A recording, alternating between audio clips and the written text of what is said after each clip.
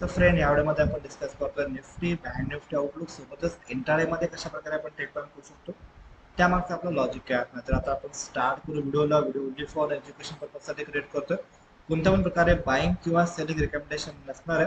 त्यात आपण स्टार्ट करूया. सगळ्यात पहिल्यांदा आपण निफ्टीच्या डेली टाइम फ्रेमवरती जर आपण बघायला गेलो थोडंसं विकली टाइम फ्रेम ऑब्झर्व करूया की मार्केट ऑलरेडी वीक कंप्लीट झालेलं आहे. जर का आपण ऑब्झर्व करायला गेलो तर याच्यामध्ये आपल्याला काय समजतं की मार्केट थोडंसं साइडवे नेचरमध्ये आहे आणि currently almost type of doji मार्केटनं क्रिएट केलेला आहे. तर व्हेरी हाय प्रोबॅबिलिटी आहे इफ एनी रिझन मार्केटने ह्या वीकचा जो लो आहे जो 22,198चा लो आहे त्याच्या खाली जर का मार्केट सस्टेन व्हायला लागला तर आपल्याला डाऊनसाइड मोमेंटम लवकर बघायला भेटेल. इफ एनी रिझन मार्केट जर का 22,625च्या वरती जर का सस्टेन व्हायला लागलं तर आपल्याला अपसाइडचे मोमेंटम बघायला भेटू शकते. ओके.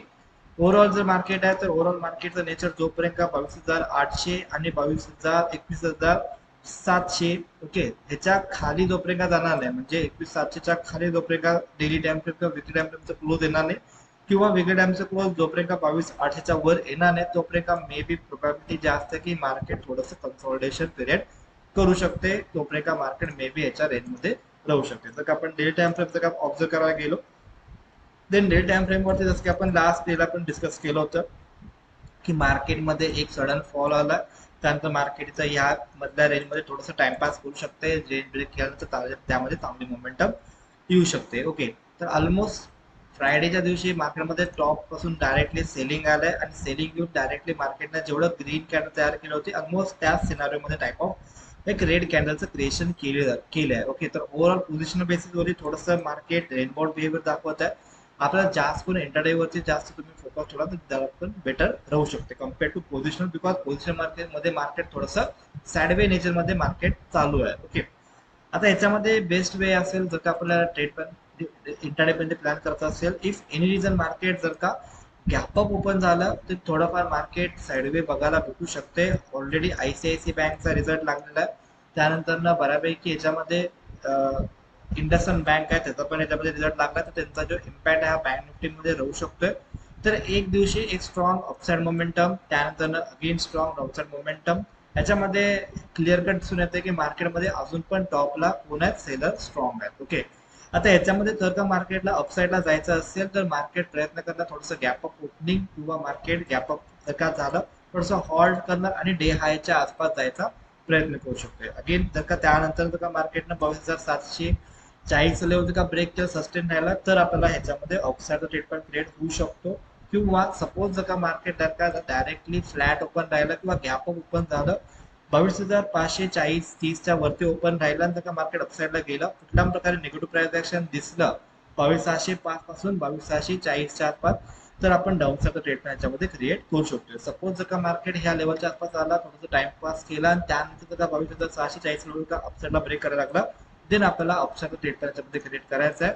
आणि मग अपसाइडसाठी आपलं नेक्स्ट टार्गेट असणार जर का मार्केट चुकून जर का 22,673 पासून 22,773च्या आसपास जर का आला निगेटिव्ह प्राइस ऍक्शन जर का दाखवला तर ह्या लेवलला आपल्याला शॉर्टिंग प्लॅनिंग करता येऊ शकते बिकॉज ऑलरेडी मार्केटमध्ये टॉप पासून सेलिंग आलं.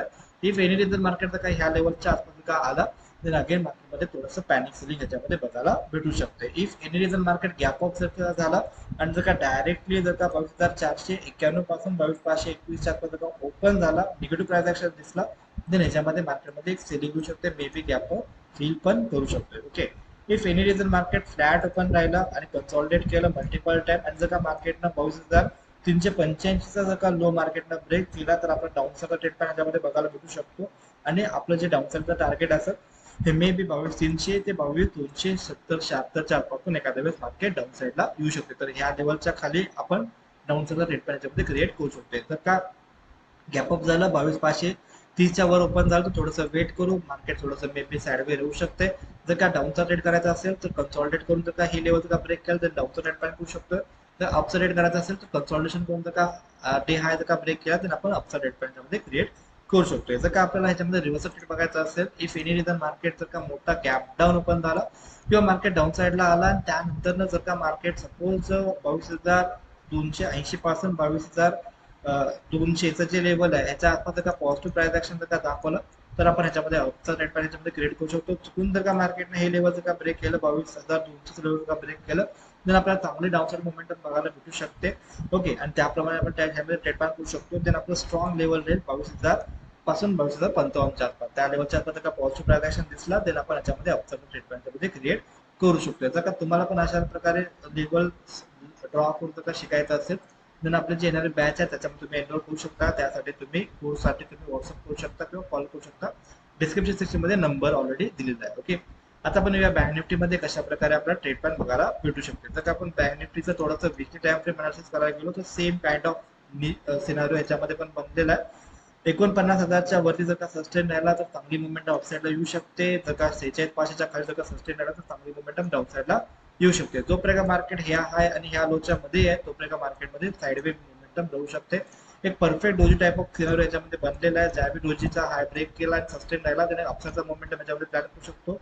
लो जर का ब्रेक करून सस्टेन केला डाऊनसाइडला तर आपण डाऊनसाइडला मोमेंटम याच्यामध्ये प्लॅन करू शकतो. ओके, आता जर का आपण त्याच्यामध्ये थोडंसं एंट्री टाइम फ्रेम जर का बघायला गेलो जसं की याच्यामध्ये सेम सिनारिओ निफ्टीसारखं याच्यामध्ये बनलेला आहे. जसं की आपण डिस्कस पण केलं होतं की मार्केटमध्ये जर काही ह्या लेवलच्या आसपास जर मार्केट आला निगेटिव्ह प्राइस बनला तर आपण डाऊनसाइडला ट्रेड प्लॅन क्रिएट करू शकतो. एक्झॅक्टली त्या लेवलपासून शार्प डाऊनसाइड मोमेंटम याच्यामध्ये आलेले आहे आणि जे आपण लेवल मार्किंग केलं होतं तिथूनच ऑलमोस्ट मार्केटमध्ये रिव्हर्सल आलेलं आहे. आता ह्याच्यामध्ये इम्पॅक्ट होऊ शकतो. मे बी आयसीआयसी बँकचा रिझल्ट ऑलरेडी आला आहे बट मे बी मार्केटला त्यानं प्राइसिंग पण केला असेल बिकॉज आयसीआयसी रिझल्ट यायच्या आधी आयसीआयसीचा स्टॉक हा ऑलरेडी प्राइसिंग झालेला आहे. रिझल्ट पण ठीकठाक लागला, एकदम खराब पण नाही लागला, एकदम चांगला पण नाही लागला.